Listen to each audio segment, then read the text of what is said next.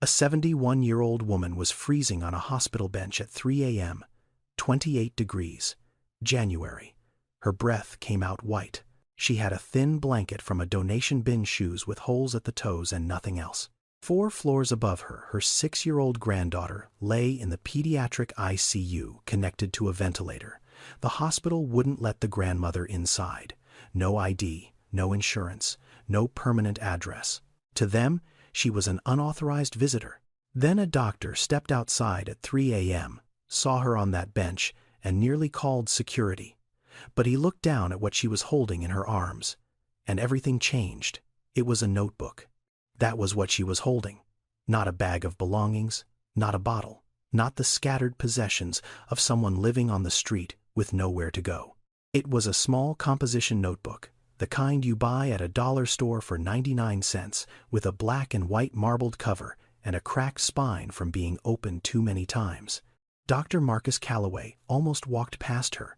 He almost went back inside, called security, and let the system do what the system always does with people who sleep on hospital benches at 3 in the morning.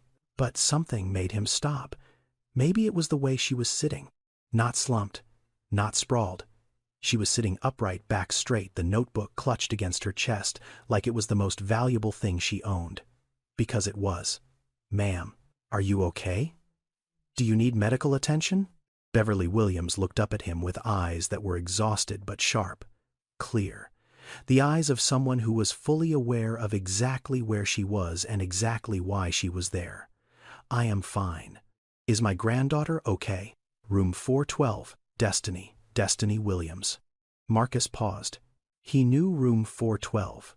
6-year-old girl, acute myocarditis. Been in the pediatric ICU for weeks. The chart listed no emergency contact, no family on file. The nurses had noted that the child sometimes cried for her grandmother at night, but no one had ever come during visiting hours to claim her. And here was the grandmother, not inside the hospital, outside it, in January. At 3 in the morning. "How long have you been out here?" Beverly looked at him the way you look at someone when the answer is too heavy to say quickly. 47 days. Marcus felt something shift in his chest. He looked at the notebook in her hands. "May I?" Beverly hesitated. Then she handed it to him. Her fingers were stiff from the cold, the knuckles swollen, the skin cracked and dry. These were not the hands of someone who had given up. These were the hands of someone who had been holding on too hard for too long. He opened the first page. The handwriting was shaky but deliberate. Every letter formed with care, the way someone writes when they know the words matter. Day 1, temperature 102.4. They gave her something through the IV. She cried when they put the needle in. The nurse with the short hair was kind to her. He turned the page. Day 2, temperature 101.8. She asked for me. They told her I would come during visiting hours. I came at 7 a.m. They let me stay 1 hour. Page after page, 47 of them. Each one a record of her granddaughter's condition gathered from fragments. A question asked to a nurse through a closing door. A glimpse through the ICU window. A detail overheard from a shift change conversation in the hallway. Beverly had built an entire medical log from the outside of a building she was not allowed to enter. Some entries were clinical. Oxygen level, 94%. New medication started. Moved to different monitor. Some were personal, in a way that made Marcus's throat tighten. Day 23. She smiled today. First time in 3 weeks. Day 31. She drew a picture of our old apartment.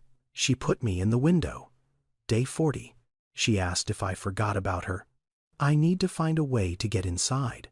The ink on several pages was smeared. Water damage.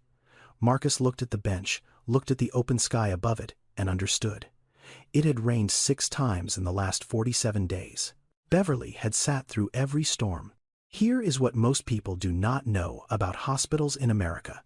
The ICU has rules: visiting hours, identification requirements, insurance verification. These policies exist for good reasons: security, patient safety, infection control. But they also create invisible walls that keep certain people out. People without a permanent address. People without government-issued ID. People whose relationship to a patient cannot be confirmed through a database. Beverly Williams was Destiny's grandmother. She had raised that child since she was 2 years old. She was the only family Destiny had ever known. But the system could not see that. The system saw an unverified visitor with no documentation. And so, the system put a glass door between a grandmother and her dying grandchild and told Beverly to come back during approved hours with proper identification. Beverly came back every single day. She just never left. Marcus closed the notebook. He looked at Beverly. She was watching him with an expression he recognized. It was the look of someone waiting to be dismissed. Someone who had learned that people in authority usually said no, and the best you could do was ask politely and accept whatever answer came. He handed the notebook back. 47 days, he said quietly. You have been out here for 47 days. She is my granddaughter. Beverly said it simply. Like it explained everything. And it did. Beverly Williams had not chosen to be homeless. She had not chosen to lose her husband, her home, her savings. She had not chosen for her daughter to disappear into addiction or for her granddaughter to get sick. But she had chosen one thing every single day for 47 days. She had chosen to stay. To understand how Beverly ended up on that bench, you have to go back, not to the hospital, not even to the shelter. You have to go back 34 years to a classroom in West Baltimore, where a young woman named Beverly Turner, before she became Beverly Williams, stood in front of 23 4-year-olds on her first day as a preschool teacher. She was 22. She had just graduated from Coppin State with a degree in early childhood education and a belief deep and unshakable that every child deserved someone who showed up for them, not just sometimes, every day. That belief did not come from a textbook. It came from her own grandmother, Mama Lorraine, who had raised Beverly after her mother left. Mama Lorraine cleaned office buildings at night and braided hair on weekends, and never once let Beverly go to school without a pressed uniform and a packed lunch, even when the lunch was nothing more than a biscuit and a piece of fruit. You do not let a child see the struggle, Mama Lorraine used to say. You let a child see the love. Beverly carried that into every classroom she ever taught. For 34 years at Garrison Elementary, she was the teacher who stayed late, who learned every child's name by the second day, who kept a drawer full of clean socks and granola bars for the kids who came to school without breakfast. She married Raymond Williams when she was 28. A good man, quiet, worked for the city, drove a sanitation truck for 26 years. They bought a small row house on Reisterstown Road.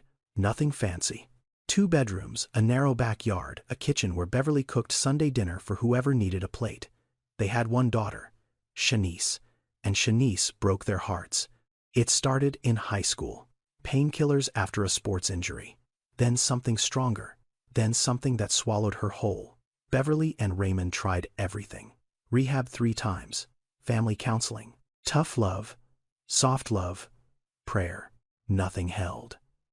Shanice would get clean for 6 months, relapse, disappear, come back thinner and harder, disappear again.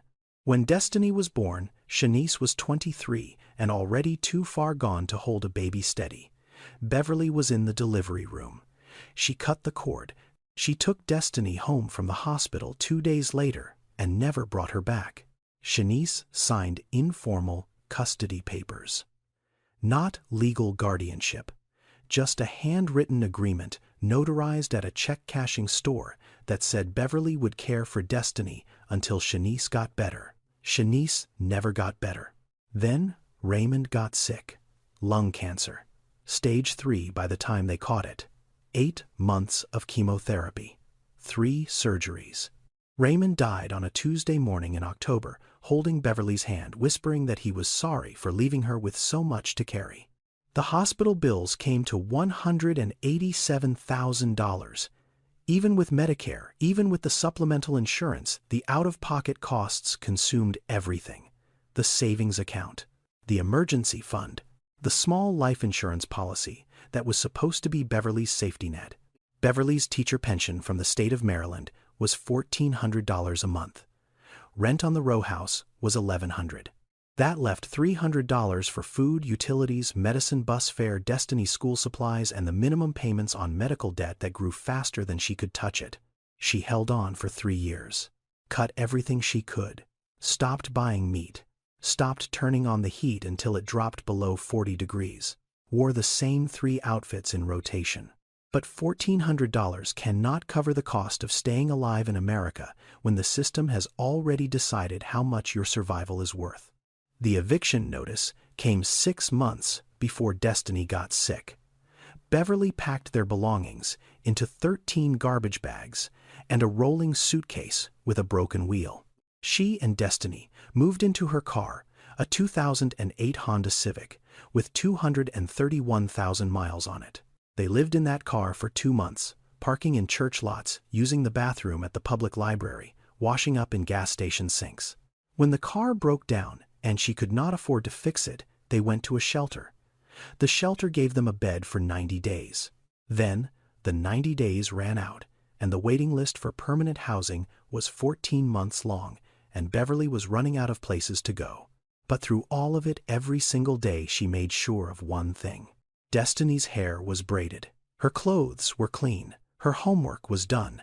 She carried a box of crayons everywhere she went because Destiny loved to draw, and Beverly believed that a child who could still draw was a child who still had hope. A social worker once asked Beverly why she did not put Destiny into foster care. "Just temporarily," the woman said. "Just until you get back on your feet." Beverly looked at her with 34 years of teaching in her eyes and said the words she would carry for the rest of her life. A child does not need to know she is poor. She just needs to know she is loved. Destiny Williams was 6 years old, and she liked 3 things more than anything in the world: drawing, butterflies, and her grandmother. She had her grandmother's wide smile and her mother's sharp cheekbones and a laugh that sounded too big for her small body. She was the kind of child who talked to strangers in grocery stores, who named every stray cat she saw, who asked questions that no adult could answer, like where does the sky stop and why do people cry when they are happy. She did not know she was homeless. Beverly had made sure of that. To Destiny, they were on an adventure. The shelter was a hotel. The car had been a camping trip. The backpack with all her clothes in it was just what you carried when you were an explorer. Beverly had turned poverty into a game so her granddaughter would never feel the weight of it. But the body does not play games, and Destiny's body had been trying to tell them something for weeks before anyone noticed. It started with tiredness. Destiny, who never sat still, who ran circles around the shelter common room until the other residents complained, suddenly wanted to sit down after walking half a block. Beverly noticed. She always noticed. But she told herself it was the stress, the disruption, the fact that the child had been sleeping in too many different beds in too many different places. Then came the shortness of breath. Destiny would climb the shelter stairs and stop on the landing, hands on her knees, panting, her lips tinged with a blue-gray color that Beverly had never seen before. Then the fall. They were in the shelter's common room on a Thursday afternoon. Destiny was coloring at a table. She stood up to show Beverly. Her drawing took 2 steps and collapsed, just dropped, like someone had pulled the ground out from under her. Her breathing was rapid and shallow. Her skin was gray. Her small hands were ice cold. Beverly did not scream. She did not panic. She dropped to the floor, put Destiny's head in her lap, and called 911 with the calm voice of a woman who had spent 34 years being the adult in the room when everyone else fell apart. The ambulance arrived in 11 minutes. They took Destiny to Manhattan Children's Hospital, sirens cutting through the afternoon traffic, and Beverly sat in the back holding her granddaughter's hand, whispering the same thing over and over. "Grandma is here. Grandma is right here. You are going to be just fine." At the hospital, everything moved fast. Too fast. Destiny was wheeled into the emergency department. Doctors surrounded her. Words Beverly did not fully understand flew back and forth. Acute myocarditis, ventricular dysfunction, ejection fraction critically low. What Beverly understood was this: her granddaughter's heart was inflamed. It was not pumping blood the way it should. The virus Destiny had caught 3 weeks ago, the one Beverly thought was just a cold, had attacked the muscle of her heart. And now that heart was failing. Destiny was moved to the pediatric ICU, room 412. They connected her to a ventilator, a heart monitor, an IV drip. Machines beeped. Lines ran from her small body to screens that showed numbers Beverly could not read, but watched anyway as if staring hard enough might keep them in a safe range. Myocarditis in children is rare but real. It can follow an ordinary viral infection, a common cold, a stomach bug. The virus settles into the heart muscle, triggers inflammation, and in severe cases, the heart swells so much it can no longer pump effectively. Most children recover with medication and time. Some need mechanical support. A few need new hearts entirely. Destiny was somewhere between the second and third category, and the doctors would not know which way it would go for weeks. Beverly followed the gurney through the ICU doors. She was right behind it, close enough to touch the railing of Destiny's bed, close enough to hear Destiny whimpering through the oxygen mask. Then a hand stopped her. "Ma'am, I need to see your identification and insurance information." Beverly reached into her bag. She had Destiny's Medicaid card. The child had been enrolled through the emergency program at the shelter. But when the registration clerk asked for Beverly's own ID, her own address, her own proof of legal relationship to the patient, Beverly had nothing the system could verify. No current government ID. Her old Maryland license had expired 2 years ago. No permanent address. No formal guardianship papers. Just a crumpled notarized note from a daughter who had not been seen in 18 months. The clerk typed something into the computer, made a phone call, then looked up at Beverly with an expression that was not unkind, but was very, very firm. "I am sorry, ma'am. Until we can verify your relationship to the patient, we can only allow supervised visits during regular visiting hours. 7 a.m. to 8 a.m. and 5 p.m. to 6 p.m. 2 hours a day, out of 24. That was what the system had decided Beverly deserved. She could hear Destiny through the glass, small, frightened, calling out the only word that mattered. "Grandma, Grandma, where are you?" Beverly stood on the other side of the ICU door. She pressed her palm flat against the glass. And through that glass, she could see Destiny in the bed, small and tangled in wires, reaching her hand out toward the door. Their palms were inches apart, separated by a 1/4 inch of hospital glass. One hand old and weathered, the other barely bigger than a playing card. That glass door became Beverly's entire world. And for the next 47 days, she never left the other side of it. Beverly's days had a rhythm. Not the rhythm of someone living, the rhythm of someone waiting. She woke at 5 every morning on that bench, same bench. Third one from the main entrance, the one partially covered by the awning so the rain only hit her legs instead of her whole body. She folded the donation blanket into a neat square and tucked it into her plastic bag. Then she smoothed her coat, fixed her hair with a comb she kept in her pocket, and walked 4 blocks to the subway station on Lexington Avenue, not to ride the train, to use the bathroom. She washed her face in the sink, changed her shirt from the plastic bag, brushed her teeth with a travel toothbrush she had gotten from the shelter. Months ago, the bristles worn flat, but still usable. She looked at herself in that scratched metal mirror and made sure she looked like someone who belonged somewhere. Because Beverly Williams refused to look like what she was. She did not want pity. She did not want attention. She wanted to be at that hospital door at 7 a.m. when visiting hours started. That was all.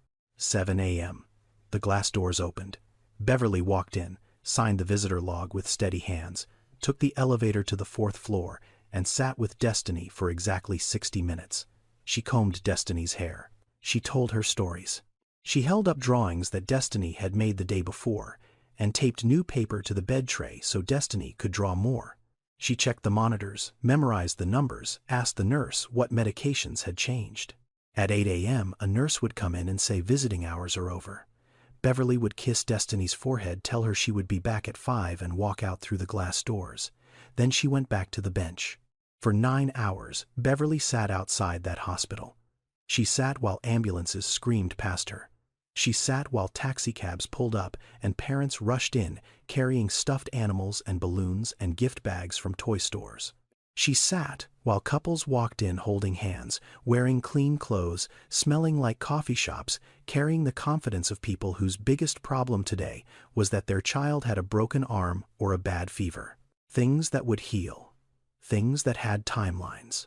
Beverly carried a composition notebook and a box of 24 crayons. That was her luggage. She wrote in the notebook between visits. She recorded everything.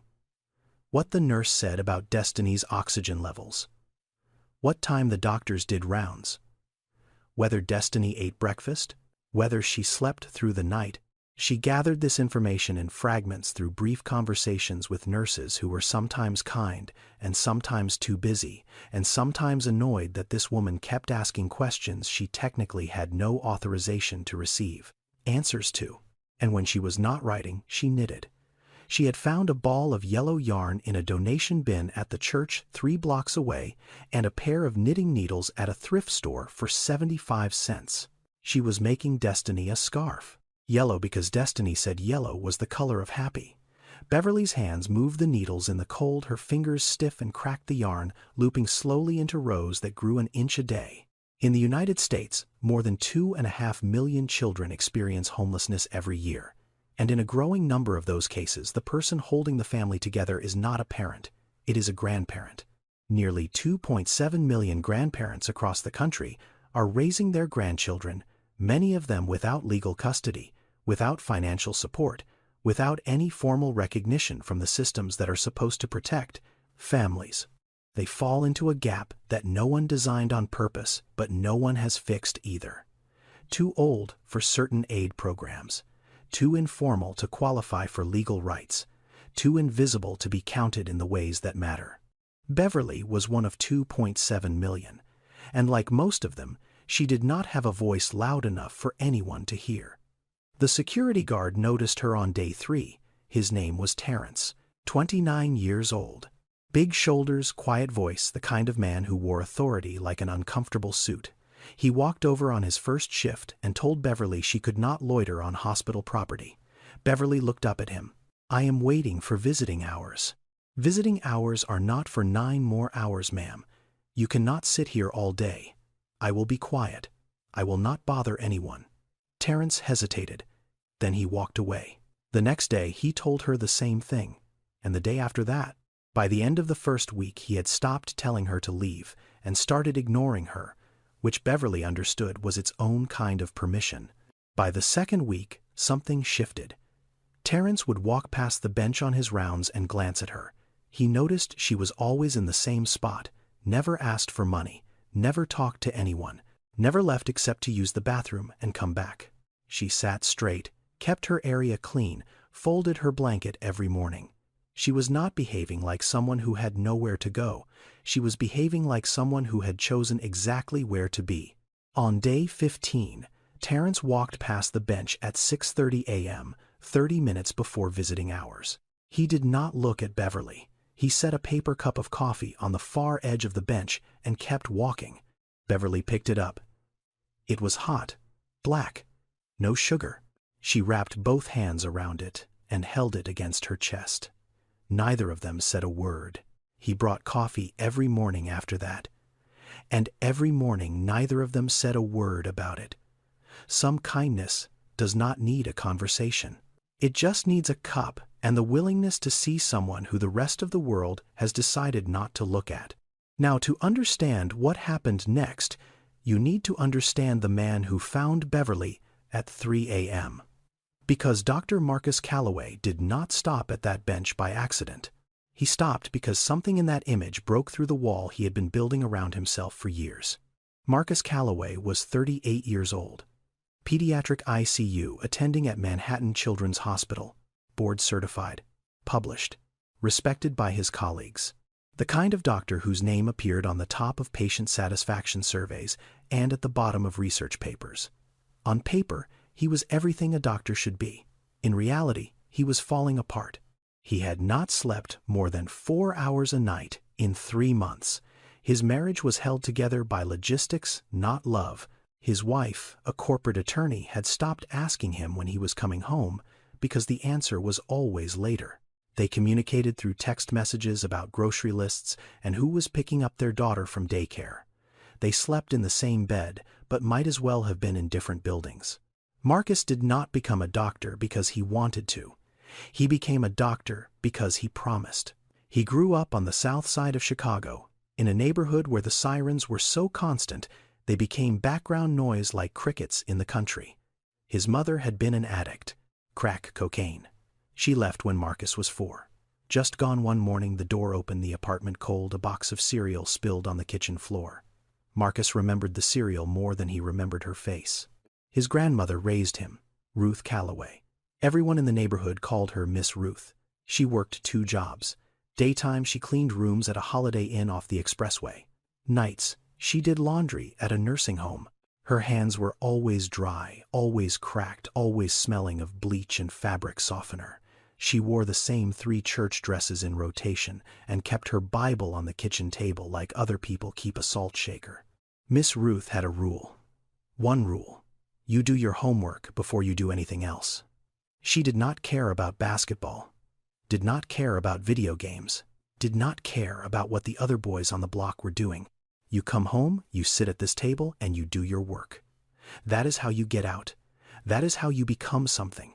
Marcus did his homework every single night at that kitchen table, and Miss Ruth sat across from him, folding laundry or reading her Bible, just being there. Not helping because she had only finished 8th grade and could not help with algebra, but being there, present, constant.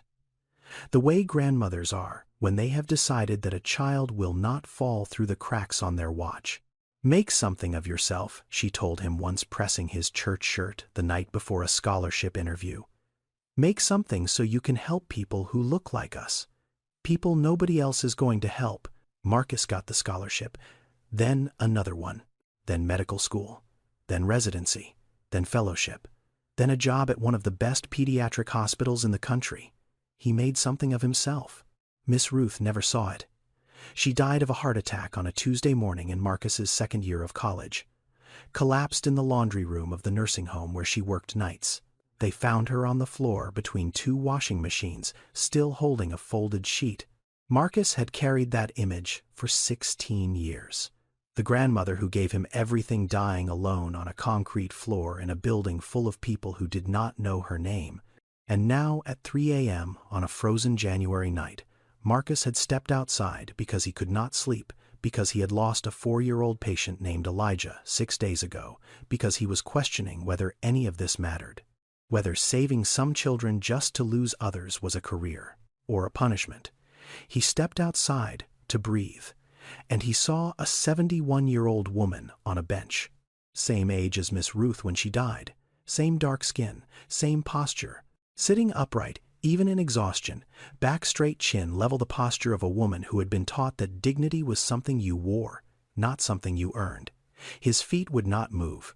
His brain said, walk past. His body said, stop. He stopped. And that is why Marcus Calloway sat down on that bench instead of walking past it. Not because he was a hero, not because he was extraordinarily kind, because he saw his grandmother and his body remembered what it felt like to be loved by someone who had nothing except the decision to show up. If you are already invested in Beverly's story, stay with me. Because what happens next between her and Dr. Calloway will change both of their lives in ways neither of them could have imagined. Subscribe now so you do not miss a single moment. Marcus sat down on the bench next to Beverly, not standing over her, not crouching to her level like you would with a child. He sat beside her the way you sit next to someone you are choosing to be equal with. It was a small thing, but Beverly noticed. She had spent 47 days being looked down at, literally. People passed her on that bench, and their eyes went over her head or through her body like she was furniture. The doctors, the nurses, the visitors, the delivery drivers, even the other homeless people who sometimes drifted by. Everyone looked past her or down at her. This man sat next to her. I am one of her doctors, Marcus said. Room 412. Destiny Williams. Beverly's whole body changed. Her shoulders came forward. Her hands tightened on the notebook. Her eyes, which had been guarded and still, suddenly flooded with everything she had been holding back for 47 days. Is she okay? Is she worse? They changed her medication on Tuesday. The new one. Is it working? She has been coughing more at night. I can hear it sometimes from outside when the windows are cracked. Is that the infection? Or the fluid? Marcus stared at her. This woman, on a bench, in 28-degree weather, was asking clinical questions. Specific, informed, detailed. Questions that some parents who sat in the ICU family lounge all day never thought to ask. How do you know about the medication change? I asked the nurses. During visiting hours, some of them tell me things, some of them do not. I write it all down. She held up the notebook. Marcus had already seen it. But now, under the yellow glow of the hospital's exterior lights, Beverly opened it to a random page and handed it to him. He read, Day 34. Temperature 99.1, down from yesterday. Nurse with the braids said the echo showed slight improvement.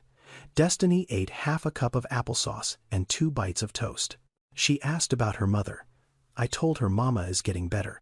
I do not know if that is true, but she does not need to carry that right now.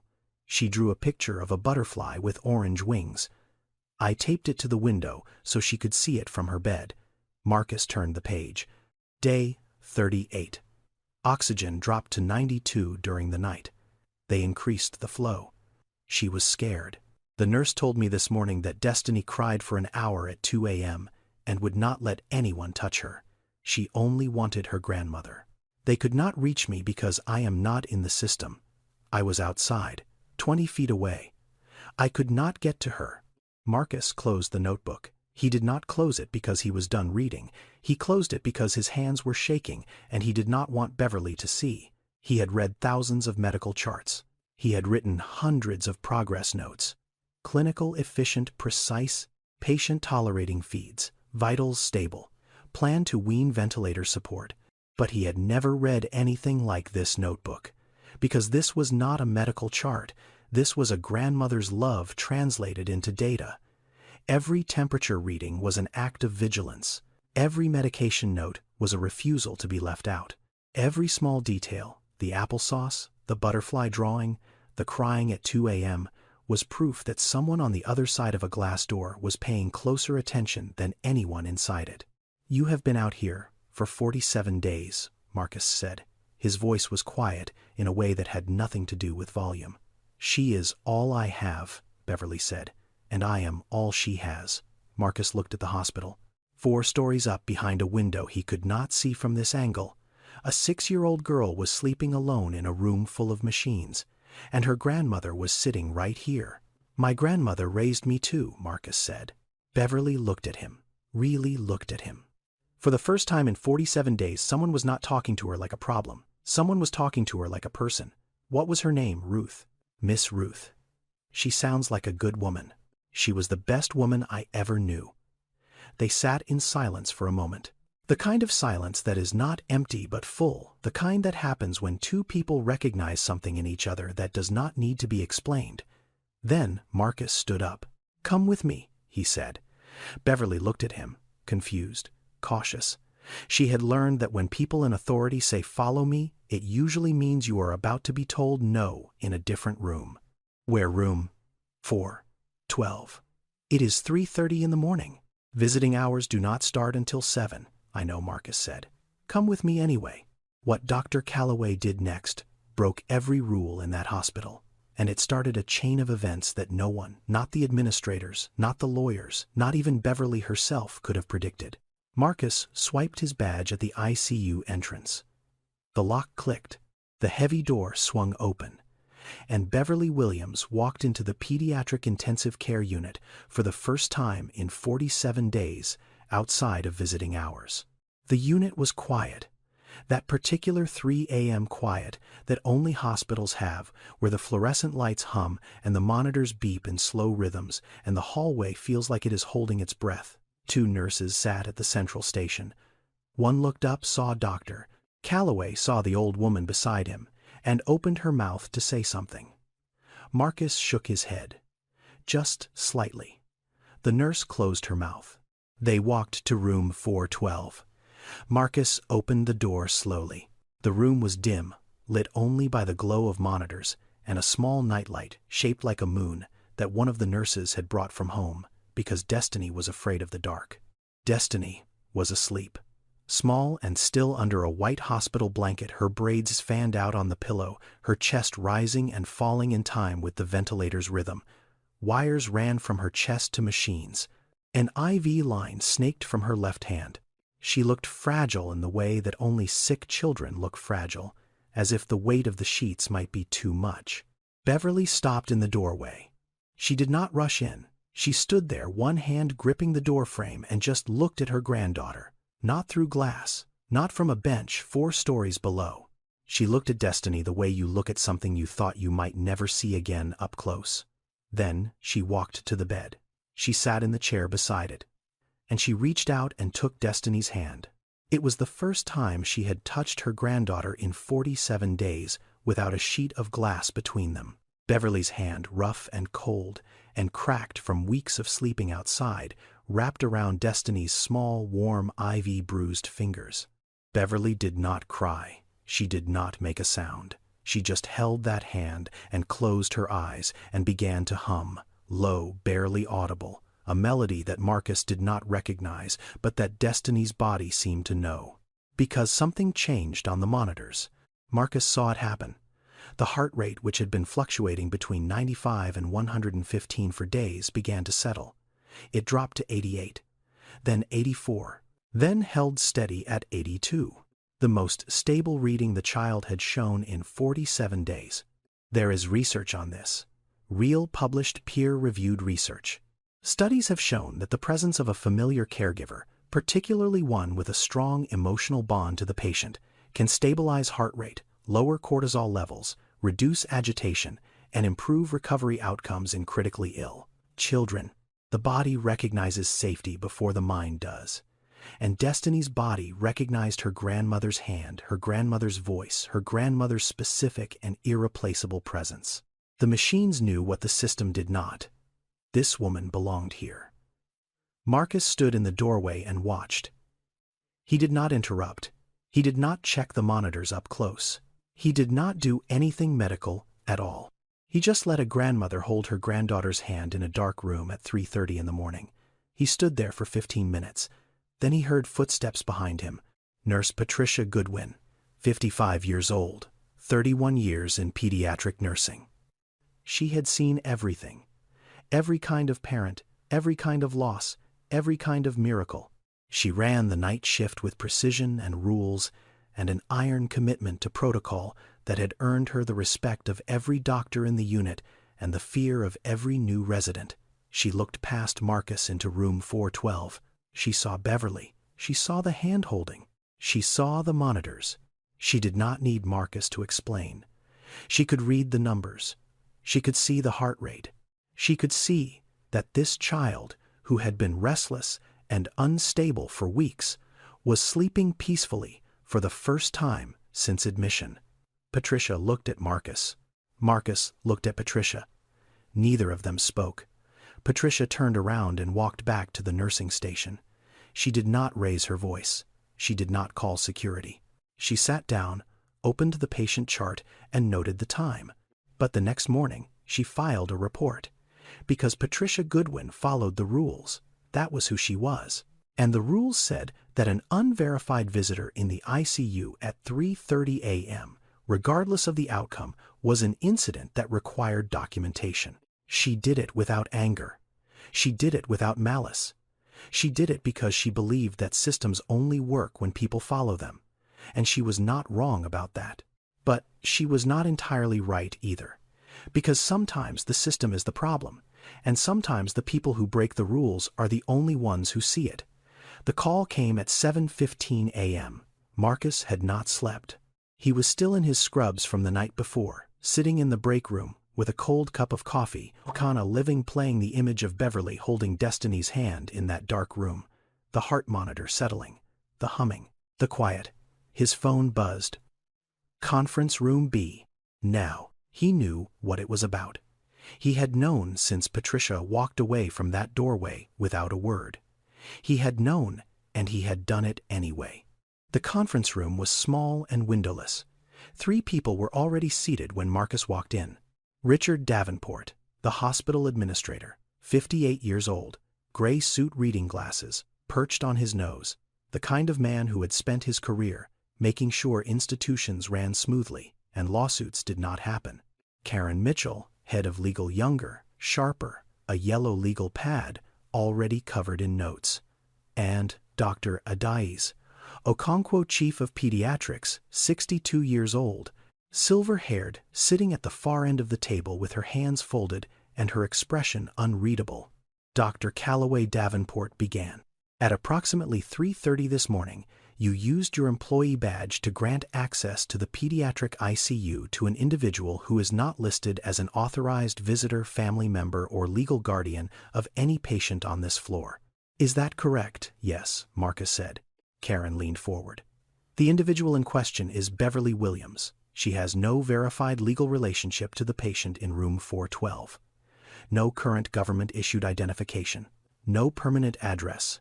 She is, for all legal purposes, an unverified stranger. She is that child's grandmother, Marcus said. She has been raising her for 6 years. We have no documentation confirming that, Karen said. She has 47 days of documentation confirming that. Davenport removed his glasses and set them on the table. Dr. Calloway, you brought an unverified individual into a pediatric intensive care unit at 3:30 in the morning, without authorization, without security clearance, without informing the charge nurse. Do you understand the liability implications? I understand that a 6-year-old girl has been in that unit for 47 days without a single family visit outside of 2 restricted hours, Marcus said. I understand that her grandmother has been sleeping on a bench outside this hospital in January because our system will not let her through the door. And I understand that last night, when that woman held her granddaughter's hand for the first time in 47 days, that child's cardiac function improved more in 1 hour than it has in 3 weeks of our protocols. That is not a medical justification for a security breach, Karen said. It is a medical observation, Marcus replied. The room was quiet for a moment. Davenport looked at Karen. Karen looked at her legal pad. Neither of them looked at Dr. Okonkwo, who had not said a single word since Marcus walked in. There is a growing body of research, and this is not opinion, but peer-reviewed evidence published in journals that every doctor in this room has read, showing that family presence in pediatric ICUs improves outcomes. Lower rates of delirium, reduced length of stay, better cardiac stability, fewer complications. Hospitals across the country are moving toward open visitation models in their pediatric units because the data is clear. Keeping families out does not protect patients. It harms them. Marcus knew this. He had read the studies. He had cited them in grand rounds presentations. But knowing something in an academic context and acting on it at 3:30 in the morning with your career on the line are 2 very different things. Davenport spoke again. Dr. Calloway, regardless of the clinical outcome, you violated hospital policy. This will be formally documented. You will receive a written reprimand. And any further unauthorized visitor access will result in suspension of your privileges. Is that clear? Yes, Marcus said. It is clear. The meeting appeared to be over. Davenport reached for his glasses. Karen closed her legal pad, and then Dr. Okonkwo spoke for the first time. The child's cardiac function improved 12% overnight. Her voice was calm and precise. First measurable improvement in 3 weeks. I reviewed the chart this morning. I would like to know what changed. No one answered. Dr. Okonkwo looked at Marcus, then at Davenport, then at Karen. I would like to know. She repeated what changed. And she let the silence sit there. Heavy. Unanswered. A question that none of them could address without admitting something the institution was not ready to admit. That a grandmother on a bench might have done more for that child in 1 hour than 47 days of restricted visiting policy had accomplished. The consequences did not stop with Marcus. They rolled downhill the way consequences always do in systems designed to protect themselves, and they landed on the person who had the least power to absorb them. Beverly was sitting on her bench at 8:45 a.m. when a hospital security officer approached her. Not Terrence, A different guard. Older. Official clipboard. He asked for her visitor badge. Beverly unclipped it from her coat and handed it over. She had worn that badge every day for 47 days. It was laminated. It had her photo on it taken the first day at the registration desk, her face tired but composed. It said, "Visitor and restricted and escort required." It was not much, but it was the only proof she had that the system acknowledged she existed in relation to Destiny at all. The guard took the badge and told Beverly that her visitor privileges had been suspended pending an administrative review. She was not to enter the hospital until further notice. Beverly sat very still. "When can I see my granddaughter?" "That will be determined by the administration, ma'am." He walked away. Beverly watched him go. She did not call after him. She did not argue. She had learned a long time ago that arguing with people holding clipboards never changed the answer. It just made them write something down about you. 3 days later, the letter came. It was addressed to Beverly Williams' care of Manhattan Children's Hospital, which was the only address anyone had for her. A nurse who had grown fond of Beverly brought it outside and handed it to her quietly. The letter was from the New York City Department of Human Services. It was printed on official letterhead, dense with legal language, paragraphs that ran long and used words Beverly recognized individually, but not in the combinations they were arranged in. Adjudication, petition, custodial determination, welfare assessment. But she understood enough. She understood the phrase removal of custody. She understood the phrase foster care placement. She understood the phrase in the best interest of the child. DHS had opened a case. Someone somewhere in the chain of reports that followed the incident had flagged the situation. A 6-year-old child in a pediatric ICU. Primary caregiver is homeless. No legal guardianship. No stable housing. No income documentation.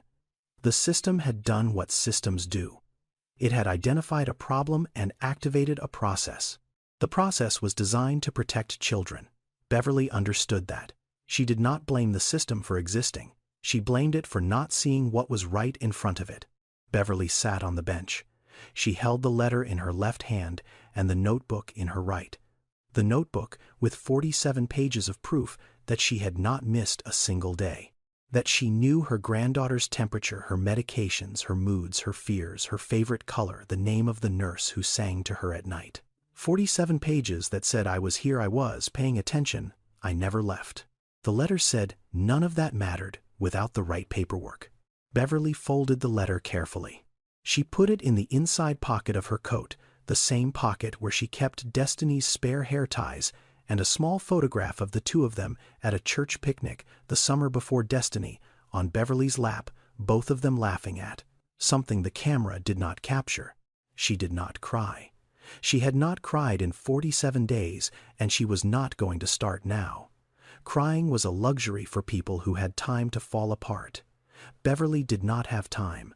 She had a granddaughter 4 floors above her who was sick and scared and alone, and now the state was considering taking that child away and putting her with strangers. Beverly looked at the notebook. She pressed her hand flat against its cover, the way she pressed her hand against the glass door of the ICU. "A child does not need to know she is poor," she said quietly. To no one, to herself, to Mama Lorraine, to the cold January air. She just needs to know she is loved. Beverly had survived poverty, grief addiction in her family, and homelessness. But nothing had prepared her for the possibility of losing the only person who still called her grandma. And she was about to fight back in a way that nobody expected from a 71-year-old woman sleeping on a bench. Marcus found out about the DHS letter on the same day Beverly received it. Patricia told him, not out of kindness, not exactly, but because Patricia was the kind of nurse who believed that doctors should know when their decisions had consequences beyond the operating room.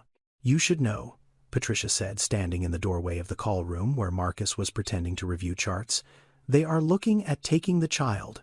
Foster care." Marcus set down his tablet. "What?" DHS opened a case. "The grandmother has no legal guardianship, no housing, no income verification. They are considering placement." Marcus felt something cold settle in his stomach. He had brought Beverly into that room. because it was the right thing to do. He had not considered that doing the right thing could trigger a chain of events that might separate Beverly and Destiny permanently. He thought about calling a lawyer. Then he realized he did not know any family law attorneys. He thought about calling the hospital social worker. Then he realized the hospital social worker was probably the one who had filed the report that triggered the DHS review in the first place. Then he thought about legal aid. The Legal Aid Society of New York City has existed for over 140 years. It is the oldest and largest provider of free legal services in the country. They handle more than 300,000 cases a year: housing disputes, immigration hearings, criminal defense, and family law. Custody battles for people who cannot afford a private attorney, which in New York City means most people. Marcus called them at 4 in the afternoon. By 5:30, he was on the phone with a woman named Denise Okafor. Denise was 34, a family law attorney. She had grown up in the foster care system herself, bounced between 6 homes before aging out at 18, put herself through college and law school on scholarships and sheer refusal to be defined by her circumstances. She specialized in kinship custody cases, grandparents raising grandchildren, aunts raising nieces, the informal family arrangements that hold communities together, but that the legal system treats as invisible. "Tell me about the grandmother," Denise said. Marcus told her everything: the bench, the 47 days, the notebook, the heart rate improvement, the DHS letter. Denise was quiet for a moment. "You said she kept a notebook every day for 47 days, medications, temperatures, behavioral observations. She recorded everything." "That notebook," Denise said, "slowly is the best evidence of caregiving I have ever heard described in a custody case. Most of my clients are lucky if they can produce a school enrollment form. This woman built a medical log from the outside of a building." They met the next day.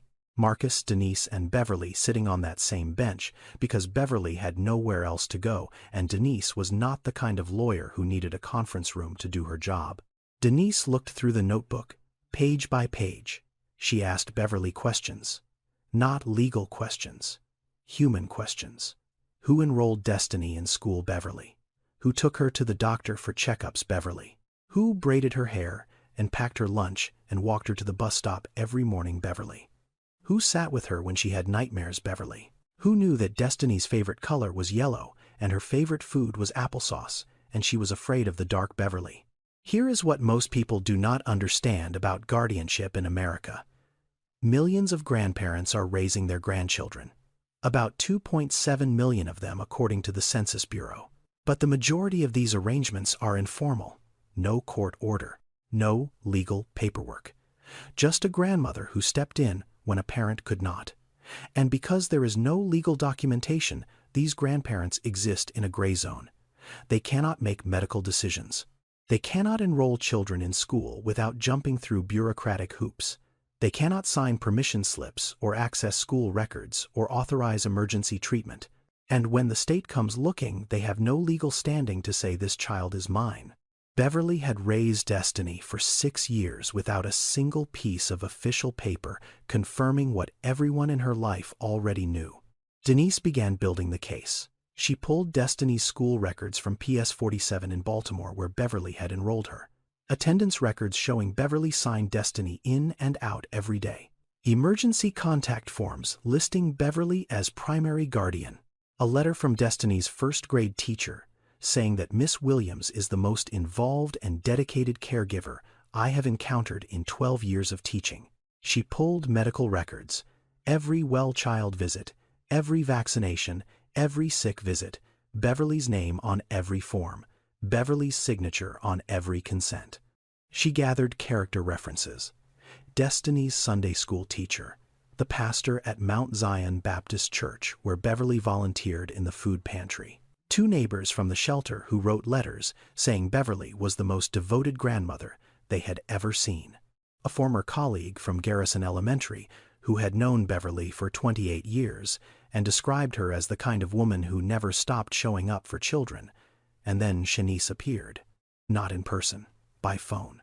DHS had contacted her as the biological parent, as they were legally required to do. Shanice was in a residential treatment facility in upstate New York, 6 months into a 12-month program. She was sober. She was trying. But she was not ready, and she knew it. Denise spoke with Shanice for 45 minutes. It was a difficult conversation. Shanice loved her daughter. She said that. She said it 3 times. But she also said the truest thing she had ever said. My mama is Destiny's mother. I gave birth to her, but my mama raised her. I am not in a place to take care of anyone right now. I just want Destiny to be safe, and she is safest with my mama. Shanice's statement was helpful, but her existence also complicated the case, because legally, a biological parent's rights take precedence over a grandparent's, even an absent parent, even an addicted parent. The court would have to consider Shanice's status before granting Beverly formal guardianship. It added time. It added hearings. It added layers. And time was something they did not have. Because while Denise was building the legal case and Marcus was gathering medical evidence and Beverly was sitting on a bench waiting for permission to see her own granddaughter, Destiny was getting worse. Dr. Okonkwo called Marcus into her office on a Tuesday afternoon. She closed the door. She did not sit down. Neither did he. The echocardiogram from this morning shows significant decline, she said. Ejection fraction has dropped to 22%. We are running out of options with medication alone. Marcus felt his chest tighten. 22%. A healthy heart pumps at 55 to 70%. 22 meant the heart was barely functioning. What are you recommending? Ventricular assist device. Temporary mechanical support. We give the heart time to rest and recover. If it responds, we can wean her off the device. If it does not, she goes on the transplant list. A VAD, a ventricular assist device. A machine that essentially takes over the pumping function of the heart while the damaged muscle tries to heal. In children, the procedure carries risk. Bleeding, infection, stroke. But in Destiny's case, the risk of not doing it was worse, when Marcus asked. Within 48 hours. Sooner, if she declines further. But there is a problem. Marcus already knew the problem. We need informed consent from a legal guardian. Beverly is not legally recognized yet, and Shanice is in treatment upstate. Can we reach Shanice by phone? We tried. The facility has restrictions on outgoing communication. Her counselor says she may be available Thursday, but Thursday might be too late. This is where the law and medicine collide in the ugliest possible way. A child is dying. A procedure exists that could save her. A grandmother is sitting 20 feet away who would sign any paper, agree to any risk, do anything to save that child's life. But the law does not recognize her hand as the hand that can hold the pen. An emergency guardianship order. That was the option Dr. Okonkwo laid out.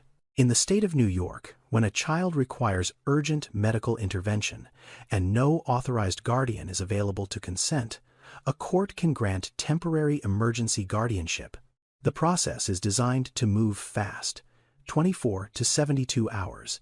A judge reviews, the evidence determines that the child's welfare is at immediate risk, and grants a temporary order allowing a designated adult to make medical decisions. But even fast in legal terms means paperwork and hearings and documentation, and Destiny's heart was not operating on legal timelines. Marcus walked outside. He found Beverly on the bench. She was knitting. The yellow scarf was almost finished, now long enough to wrap twice around a small neck. He sat down next to her. Destiny needs a procedure, he said, a device to help her heart. Beverly's hands stopped moving. When soon? Maybe tomorrow. Maybe the next day. What kind of procedure? Marcus explained it in simple terms. A small machine. It would help pump blood while Destiny's heart rested. It was not a transplant. It was a bridge. A way to buy time. Beverly listened. She did not interrupt. When he finished, she asked the question she already knew the answer to. They need me to sign for it. Yes, and they will not let me. Not yet. We are working on it. There is a court process. Emergency guardianship. It can happen quickly. Beverly looked up at the hospital. 4 floors. Room 412. Somewhere behind that glass, her granddaughter's heart was failing. She set down the knitting needles. She stood up. She walked to the ICU entrance. The glass door was locked, as always. Beverly pressed her palm flat against it. The same gesture, the same glass, the same hand. But this time, Destiny was not pressing back from the other side. Destiny was in a bed connected to machines, her small heart struggling to do the one job it was designed to do. Beverly stood there with her hand on the glass and spoke to a granddaughter who could not hear her. "Hold on, baby. Grandma is coming. I just need them to let me in." The hearing was scheduled for 9 a.m. the next morning. Emergency session, family court, downtown Manhattan. Denise had filed the petition at 6 p.m., and the court had expedited it because a child's life was on the line and the clock was not waiting for anyone. Beverly arrived at 8:15. She was wearing the best clothes she had, a pair of black slacks that she had kept folded at the bottom of her plastic bag for months, creased from storage but clean, a white button-down shirt that the shelter manager had lent her that morning when Beverly explained where she was going. The shirt was slightly too big. Beverly had rolled the cuffs twice to keep them from covering her hands. She had combed her hair and pinned it back. She had cleaned her shoes with a wet paper towel in the subway bathroom. She looked like what she was, a 71-year-old woman who had spent 47 nights on a bench and was now standing in a courthouse trying to prove she deserved to take care of the child she had already been taking care of for 6 years. The courtroom was small, not like the courtrooms on television. No jury box, no gallery full of spectators. Just a judge's bench, 2 tables, a court reporter, and fluorescent lighting that made everyone look slightly unwell. Denise sat at one table with Beverly. At the other table sat the DHS attorney, a man named Gerald Watkins, mid-40s organized professional doing his job. Not a villain, just a man with a file and a legal obligation to argue that Beverly Williams did not meet the state's criteria for custodial fitness. Judge Vivian Harper entered. 60 years old, silver reading glasses. She moved with the efficient calm of someone who had seen thousands of these cases and understood that behind every file number was a family being pulled apart. "Counselor," the judge said to Denise. "Present your petition." Denise stood. She was precise and focused the way lawyers are when they know the evidence is strong but the stakes are too high for confidence. "Your Honor, my client Beverly Williams is petitioning for emergency temporary guardianship of her granddaughter Destiny Williams, age 6, currently in the pediatric ICU at Manhattan Children's Hospital. Destiny requires an urgent medical procedure, a ventricular assist device implantation. Without a legal guardian's consent, the hospital cannot proceed. Destiny's biological mother, Shanice Williams, is currently in a residential treatment facility and cannot be reached in the required timeframe. Miss Beverly Williams has been Destiny's primary and sole caregiver for 6 years." Denise placed the notebook on the table. This is a 47-day record of Miss Williams's daily documentation of her granddaughter's medical condition, written from outside the hospital, where Miss Williams was denied entry due to lack of formal identification and housing. I also submit school enrollment records, medical visit records, character references from educators, clergy, and community members, and a written statement from Destiny's biological mother confirming Miss T.F.T.H. Williams as primary caregiver." Gerald Watkins stood. "Your Honor, DHS acknowledges Miss Williams's involvement in the child's life.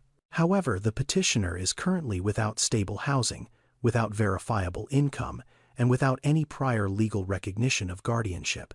The department's concern is whether the petitioner can provide adequate long-term care given her current circumstances." Denise responded, "Your Honor, we are not asking for permanent custody today. We are asking for emergency temporary guardianship so that this grandmother can authorize a procedure that may save her granddaughter's life. The question before this court is not whether Miss Williams has a house. It is whether she has been this child's parent in every meaningful sense of the word." Judge Harper looked at the notebook. She picked it up. She opened it to the first page and began reading. The courtroom went quiet. Not the uncomfortable silence of waiting, the heavy silence of something being weighed. Beverly watched the judge turn the pages. Page after page, 47 of them. Each one written in Beverly's shaking hand. Each one a day she showed up when the system told her she did not belong. The judge paused on a page. She read it again. Then she looked up. "Miss Williams, would you like to address the court?"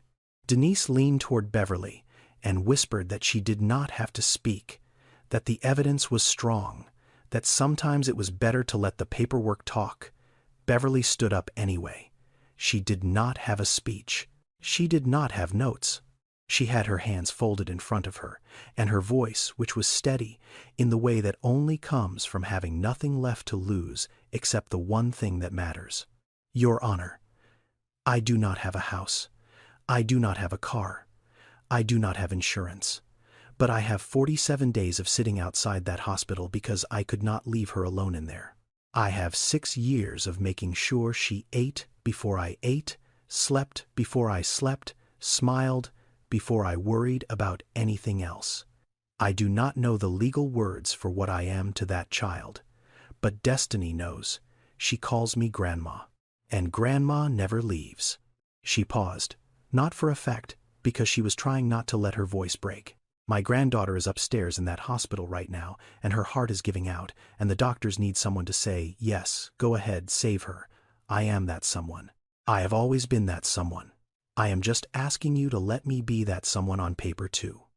Beverly sat down. Judge Harper removed her glasses. She set them on the bench. She looked at Beverly for a long moment. Then she looked at the notebook one more time. "This court grants emergency temporary guardianship of Destiny Williams to Beverly Williams, ineffective immediately. Miss Williams is authorized to make medical decisions on behalf of the minor child. A full custody hearing will be scheduled within 30 days. She paused. "Miss Williams, get to that hospital." Beverly did not shout. She did not cry. She did not collapse into relief the way people do in movies. She looked at the judge and said 2 words, "Thank you." Then she turned to Denise and asked the only question that mattered. "Can I go to her now? She does not like being alone at night." They gave Beverly the consent form in a small room on the 4th floor. Marcus was there. Dr. Okonkwo was there.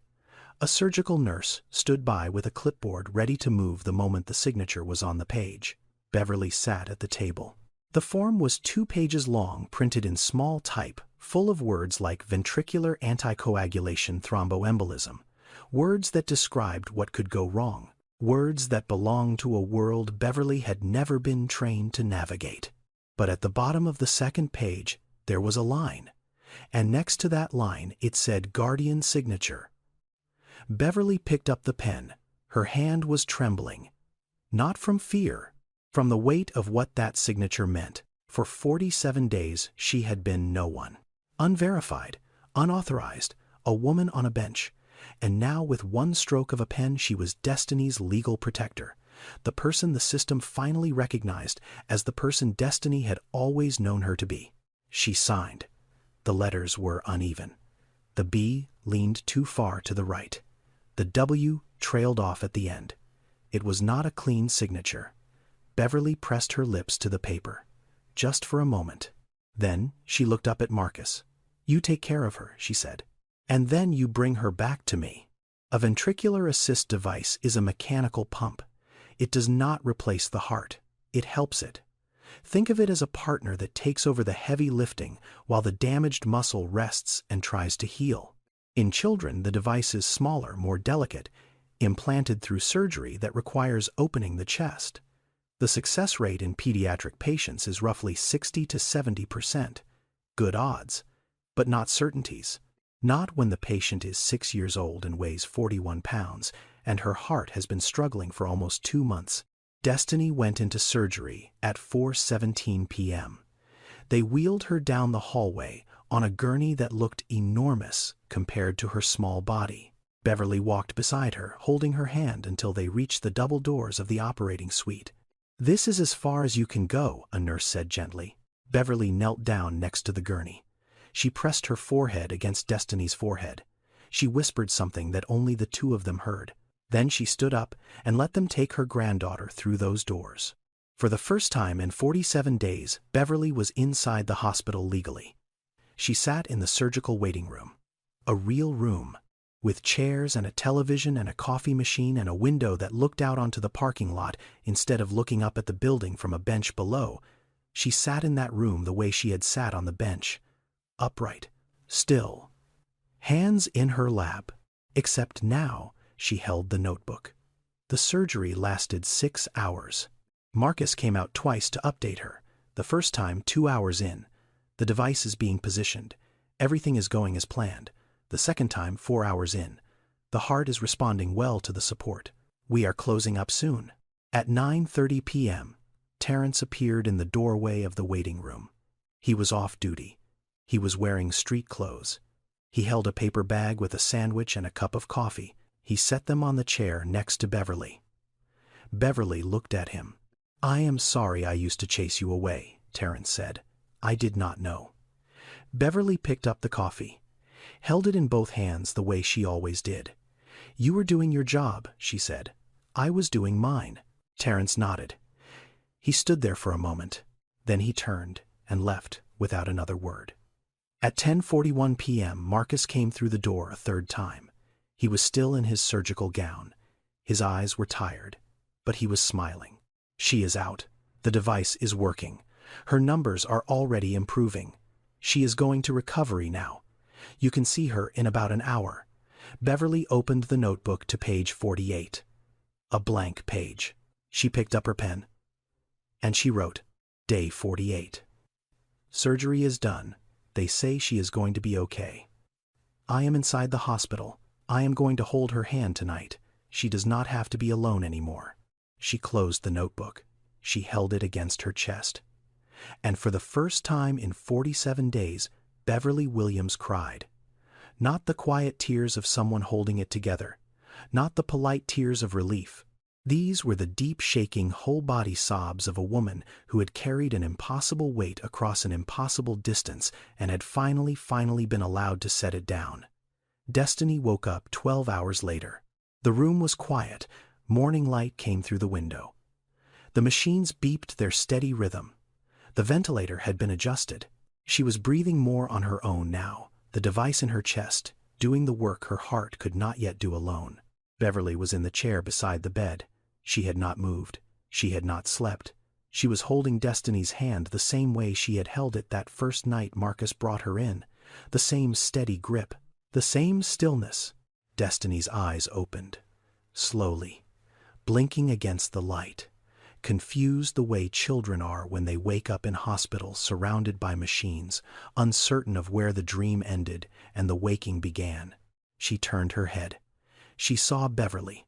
Her eyes went wide. "Grandma, I am here, baby. You are inside, I am inside. I am right here." Destiny's fingers tightened around Beverly's hand. Her bottom lip trembled. Not from pain, from something bigger than pain. "You did not leave. I never left. I was right outside the whole time." And then Destiny said something that Beverly was not expecting. Something that changed the weight of every single one of those 47 days. "I know," Destiny whispered. "I could see you from the window. Every day." Beverly's breath caught. She stared at her granddaughter. "What?" "The window in my room.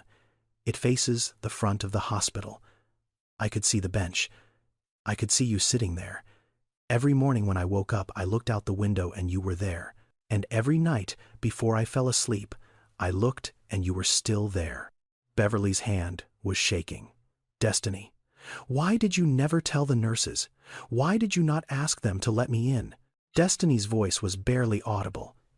"Because I was scared that if I told them they would make you go away. They would move you somewhere I could not see you. And I needed to see you, Grandma. Even if I could not touch you.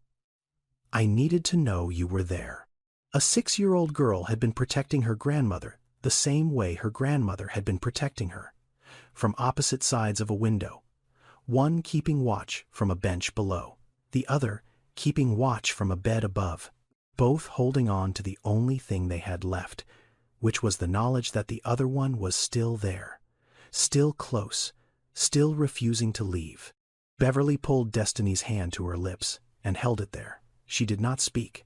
There was nothing left to say that had not already been said through 47 days of silence, 47 pages of notes, and 47 nights of choosing not to leave. What happened next inside that hospital was not a miracle. It was not a fairy tale ending brought about by a wealthy stranger or a sudden windfall of cash. It was something slower, quieter, and in many ways more meaningful. It was a policy change. Dr. Okonkwo brought the data to the medical board 2 weeks after Destiny's surgery. She did not make an emotional argument. She made a clinical one. She presented Destiny's case numbers, the 47 days of restricted visiting, the stagnant cardiac function during that period. Then the night Beverly was present. 12% improvement in ejection fraction, stabilized heart rate, reduced agitation, improved sleep patterns, and after Beverly was granted legal access and remained at bedside, continued steady improvement, leading to successful device implantation and early signs of cardiac recovery. One patient, Dr. Okonkwo, told the board, "One case. I am not claiming this is a clinical trial, but I am asking you to look at what we already know from the research and tell me why we are not acting on it." She cited the studies, published peer-reviewed in journals that every member of that board had read at some point in their careers. Research from institutions across the country showing that unrestricted family presence in pediatric ICUs leads to better clinical outcomes, lower rates of delirium, shorter hospital stays, reduced medication needs, improved patient satisfaction, lower parental anxiety, which in turn reduces cortisol exposure for the child. The major pediatric hospitals that had already moved to open visitation models were seeing the results, not in theory, in practice, in real numbers, in real children who recovered faster because the people who loved them most were allowed to be in the room. Our current policy, Dr. Okonkwo said, treats family as a disruption. The evidence says family is a treatment. Marcus presented his report next. He had titled it, "The Case for Family-Centered ICU Care," and he had spent 2 weeks writing it not as a defense of what he had done that night, but as a proposal for what the hospital should do going forward. He documented Beverly's case without using her name. He cited the research. He proposed a pilot program. The model was straightforward. Any patient in the pediatric ICU could have one identified primary caregiver granted 24-hour access, not based on insurance, not based on housing status, not based on whether the person had a government-issued ID or a formal custody document, based on one thing. Can you verify that this person is part of this child's life? The verification could come from school records, medical records, a social worker's assessment, even testimony from the patient if the child was old enough to speak. The point was to remove the barriers that kept people like Beverly on the wrong side of a glass door while their children lay alone in beds 4 stories up. The board debated. Some were supportive, some were cautious.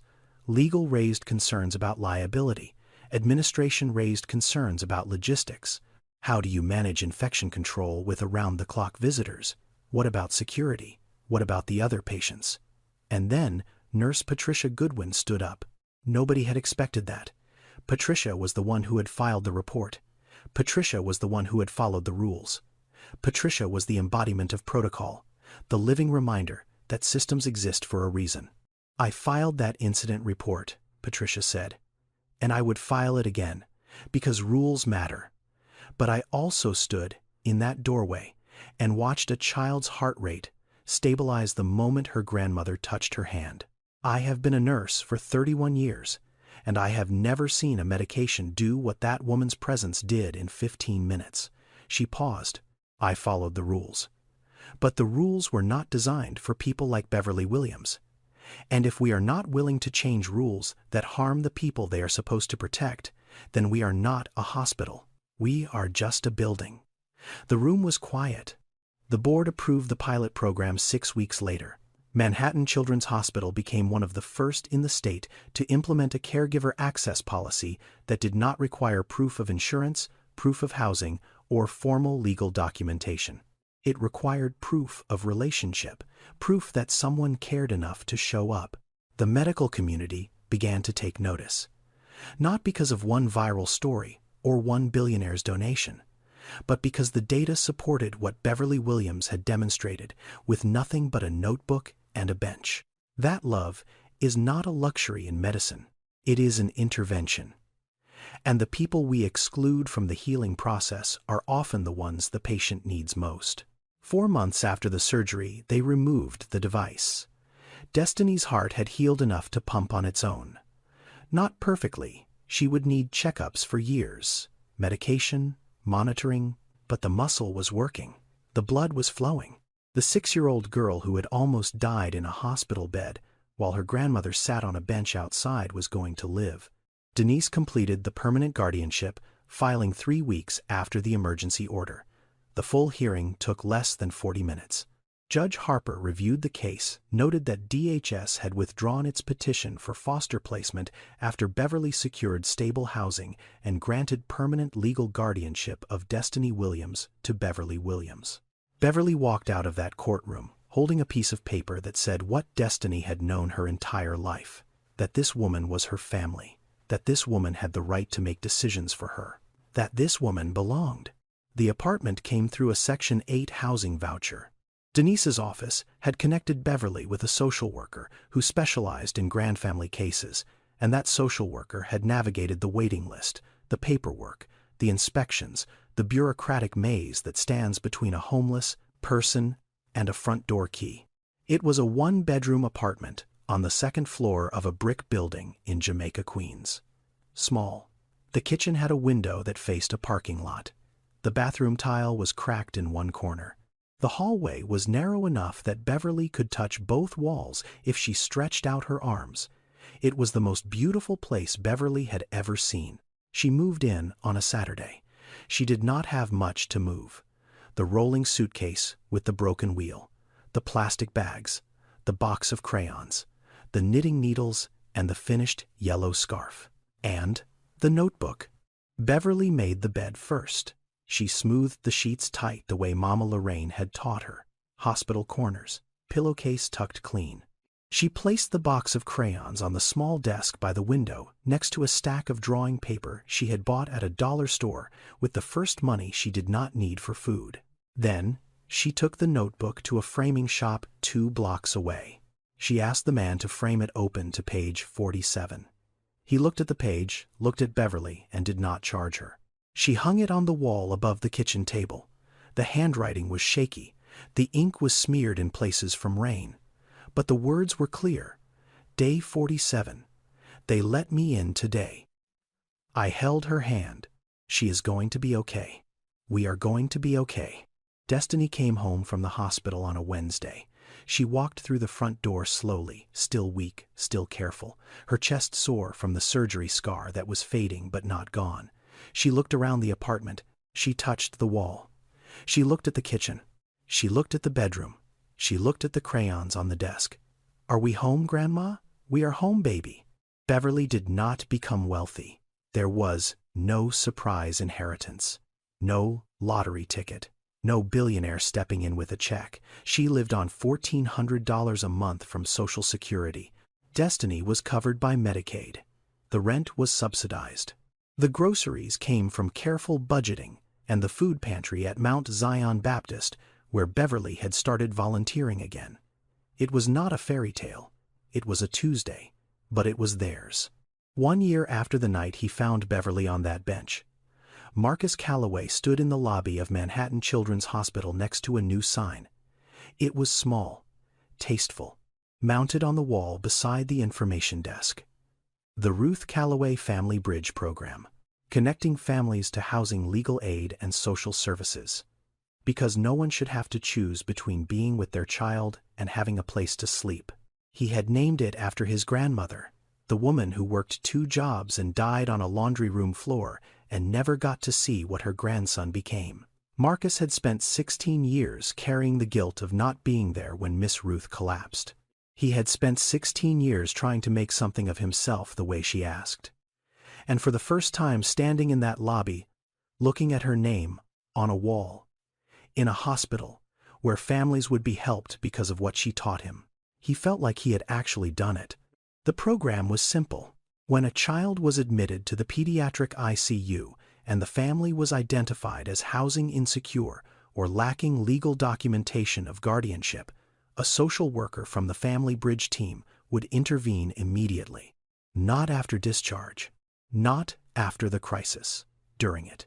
They connected families with emergency housing, with legal aid attorneys who could file guardianship petitions, with food assistance and transportation vouchers, and the 100 small things that fall apart when you are spending every hour of every day trying to keep a child alive.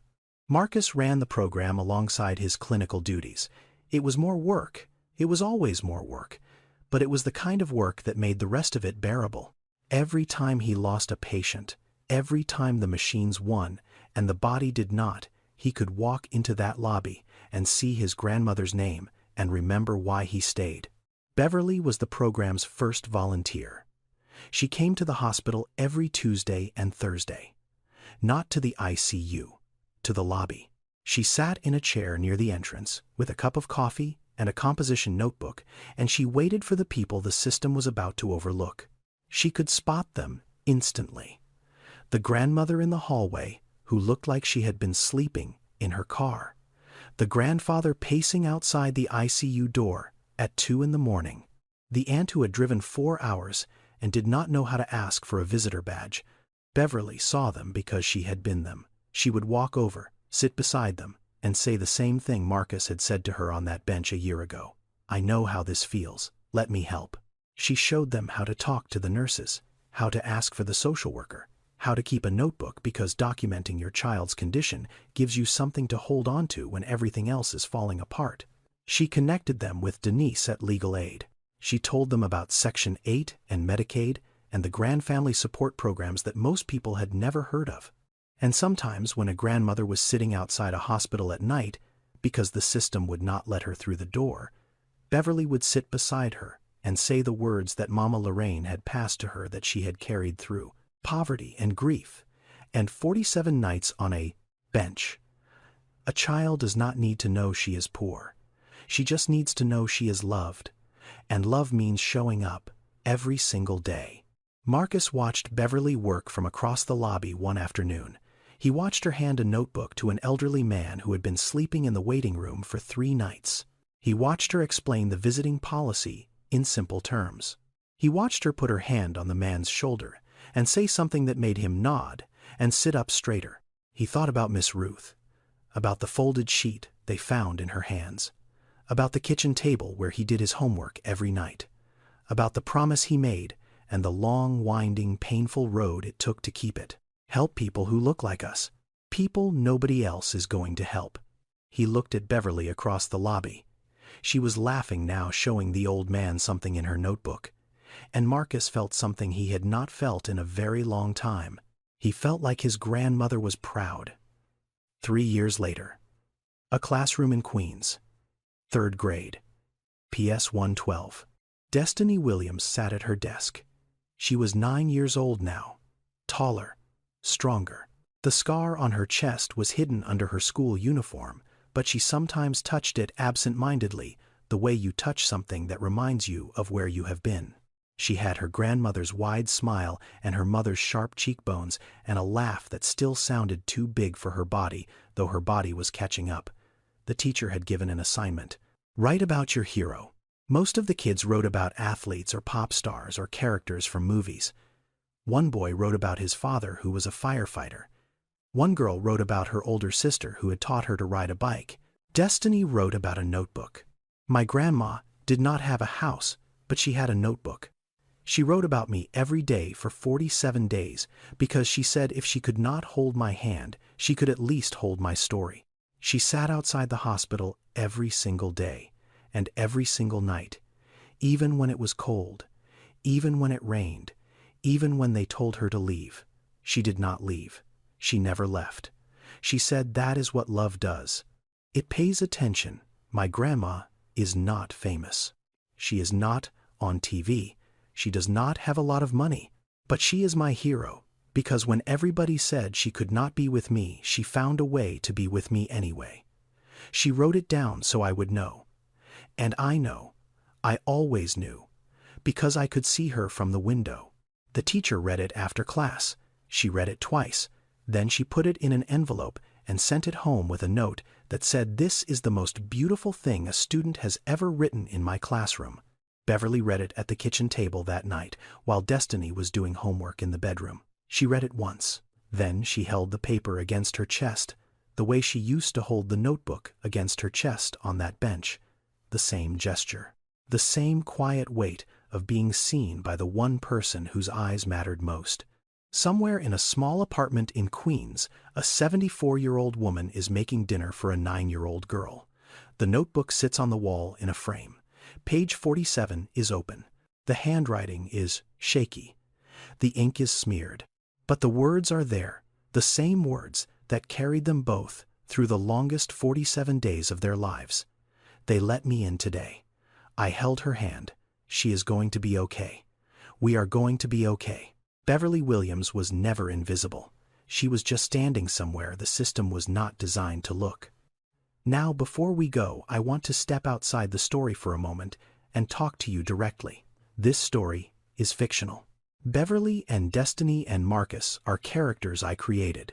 But the issues in this story are not fictional. They are painfully, urgently real. Myocarditis in children is a real condition. It can follow a common viral infection. It can be life-threatening, and it is one of the leading causes of sudden cardiac failure in otherwise healthy young people. The grand family crisis is real. Right now today, nearly 2.7 million grandparents in America are raising their grandchildren, many of them without legal custody, without financial support, without anyone in the system acknowledging that they are doing the hardest and most important job there is. The debate over ICU visiting policies is real. Hospitals across the country are still figuring out how to balance security and infection control with the growing evidence that family presence improves outcomes. Organizations like Generations United are fighting every day for grandfamilies to be recognized and supported. The Legal Aid Society provides free legal help to people who cannot afford an attorney. The National Alliance for Children's Grief supports families navigating loss and illness. These are real organizations doing real work. If this story moved you, look them up. I wrote this story because I keep thinking about all the Beverly Williamses out there right now. Grandmothers sleeping in cars on benches, in shelters just to stay close to the people they love. The system was not built for them. But they show up anyway. Every day. In the cold. In the rain. With nothing but a notebook and the stubborn, unbreakable belief that their grandchild should not have to be alone. If this story made you think about your own grandmother or about someone in your life who showed up for you when the world said they did not qualify, hold on to that. That is not just a memory. That is proof that love does not need paperwork.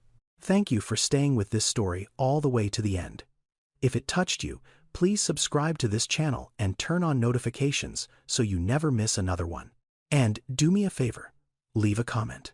Tell me about a time someone showed up for you when they did not have to. Or tell me about your grandmother. I read every single comment. And if you know a grandparent raising a grandchild right now, share this video with them.